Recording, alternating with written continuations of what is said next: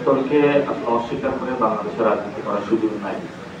জাতীয় নাগরিক পার্টি জাতীয় সংঘ নিয়ে যদি কেউ কম্প্রোমাইজ করতে চায় অথবা অবমাননা করে সে বিষয়ে ধিক্কার জানাচ্ছে।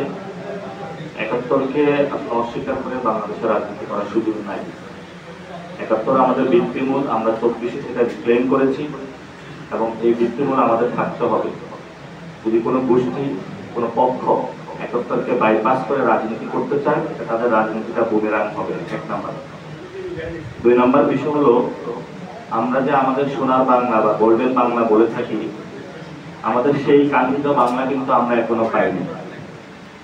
তো যারা আমাদের জাতীয় সঙ্গীত আমরা মনে প্রাণে বিশ্বাস করি, আমরা চাই সে আমাদের স্বপ্নে সুন্দর যে বাংলাটা রয়েছে, সোনার যে বাংলাটা রয়েছে, সত্যিকার সেই সোনার বাংলাটা হয়ে উঠুক।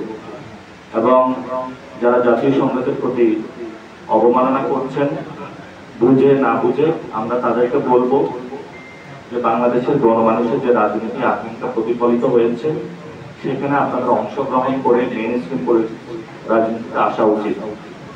আমাদের জাতীয় নাগরিক পার্টির পক্ষ থেকে আমরা এই ধরনের যে কার্যকলাপ সেগুলোর বিরোধিতা করছি এবং বাংলাদেশের মানুষের যে হৃদয়ের স্পন্দনের যে জায়গাগুলা, আকাঙ্ক্ষার জায়গাগুলো, সেখানে আঘাত না দেওয়ার জন্য অনুরোধ জানাচ্ছি ভবিষ্যৎ বাংলাদেশ।